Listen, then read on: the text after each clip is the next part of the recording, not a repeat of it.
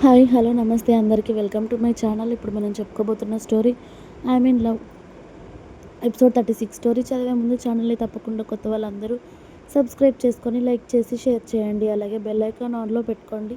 Stories ముందుగానే చదవాలి అనుకుంటే మాత్రం మెంబర్షిప్ తీసుకోండి మీకు ఇంట్రెస్ట్ ఉంటే. రాకీ ఆ సంఘటన నుండి త్వరగా బయటపడాలి దేవుడా అని నందిని తన మనసులో అనుకుంటూ తెల్లవారే వరకు నిద్రపోదు.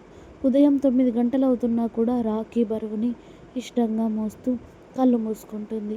కాసేపైనా నిద్రపోదామని. కానీ తనకి ఎంతకీ నిద్ర పట్టలేదు. ఎందుకంటే అతడి కన్నా ఎక్కువగా ప్రేమించింది నందిని.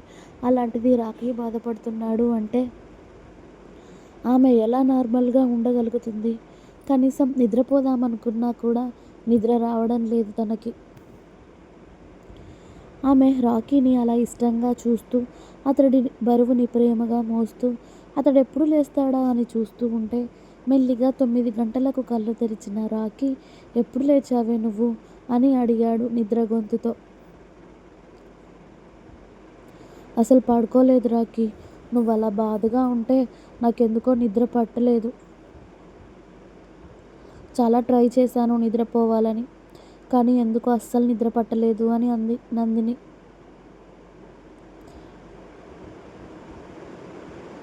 ఆమె అలా చెప్తూ ఉంటే అసలు మనిషివేనా నువ్వు? టైం ఎంత అవుతుందో చూసావా? మనిషికి నిద్ర కూడా చాలా అవసరమే దయ్యం. పూర్తిగా పడుకోకపోతే ఎలానే అని కాసేపు పడుకో రాక్షసి అని అన్నాడు. నిద్ర పట్టట్లేదు కదా రాకీ అని నందిని లేచి కూర్చొని ఆమె జుట్టు ముడిపెట్టుకుంటుంటే ఆ పోజ్ అతడికి నచ్చి ఆమెను ఏదో చేయాలి అని అనుకున్నాడు. కానీ మరుసటి రోజు ఉన్న మీటింగ్, ఎలక్షన్స్ ప్రచారం గుర్తుకు వచ్చి, ఇప్పుడు కాదే రాక్షసి, నైట్ వచ్చిన తర్వాత నీ సంగతి చెప్తాను, పడుకో, నేను టిఫిన్ చేసి వెళ్తాలే అని అన్నా కూడా నువ్వు తింటే ఎంత తింటావో నాకు తెలుసులే, నేను ఫస్ట్ ఫ్రెష్ అయ్యి వస్తాను అని చెప్పి రాకీ కన్నా ముందే నందిని ఫ్రెష్ అయ్యి రావడంతో రాకీ ఆ రోజు అతడి జిమ్ డుమ్మా కొట్టేసి వెళ్ళి ఫ్రెష్ అయ్యి వచ్చిన తర్వాత అప్పటికే నందిని వెళ్ళి టిఫిన్ ఏం చేశారా అని చూసేసరికి ఆ రోజు మార్నింగ్ చపాతీ అలాగే రాకీకి ఇష్టమైన కర్రీ చేయడంతో అవి డైనింగ్ టేబుల్ దగ్గర సర్దేసింది.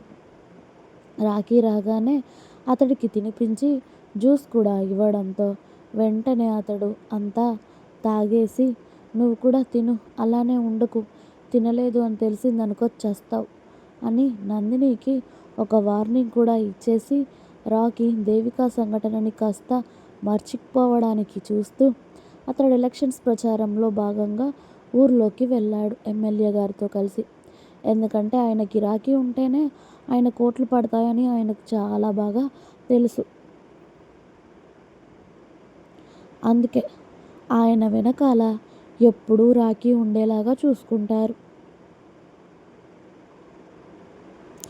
రాకీ కూడా ఆయన వల్ల కాస్త ఊరికి మంచి జరుగుతుంది కాబట్టి ఆయన వెనకాల రాకీ ఉంటాడు. అలా ఎలక్షన్స్ ప్రచారం అన్నీ జరిగాయి.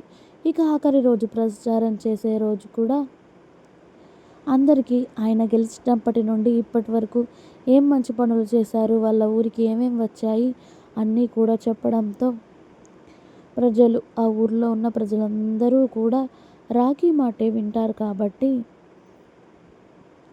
అందరూ ఒకే గొంతుతో ఎమ్మెల్యే గారికే మా ఓటు వేస్తామని హామీ ఇవ్వడంతో మీరు ఎలాగైనా గెలిచే విధంగా నేను చేస్తాను కదా, కానీ ఏదో దొంగతనంగా చేస్తాను అనుకునేరు. ఇప్పటి వరకు మనం ఎంతగా ప్రయత్నం చేశామో నేను కూడా మీ వెనకాల ఉన్నాను, ఇక మిగతాదంతా దేవుడి దయ అనుకొని ఆ రోజు ఎమ్మెల్యే గారు కాస్త పార్టీ కూడా ఇవ్వడంతో నైట్ కాస్త డ్రింక్ ఎక్కువగా అయ్యి రాకీ ఇంటికి వచ్చేసరికి నందిని రాకీ ఆర్డర్ ప్రకారం ఆల్రెడీ భోజనం చేసి అతడికి భోజనం తీసుకువస్తాను అంటే, వద్దే, నేను బయటే తినేశాను, అందుకే నిన్ను కూడా తినమని చెప్పాను, నేను కాస్త ఫ్రెష్ అయ్యి వస్తాను, తాగానే స్మెల్ వస్తుంది అని వెళ్ళి రాకీ ఫ్రెష్ అయ్యి వచ్చేసరికి అతడి కోసం డ్రెస్ తీసి పెట్టింది నందిని. కానీ రాకీ బాబు డ్రెస్ వేసుకోకుండా తడి జుట్టును విదిలిస్తూ వచ్చి నందినిని హత్తుకొని, అవి వేసుకునే అంత ఓపిక లేదు నాకు అని నందినితో సహా బెడ్ మీద పడుకొని అతడు నిద్రపోతూ మెల్లిగా కలవరిస్తూ ఉంటాడు.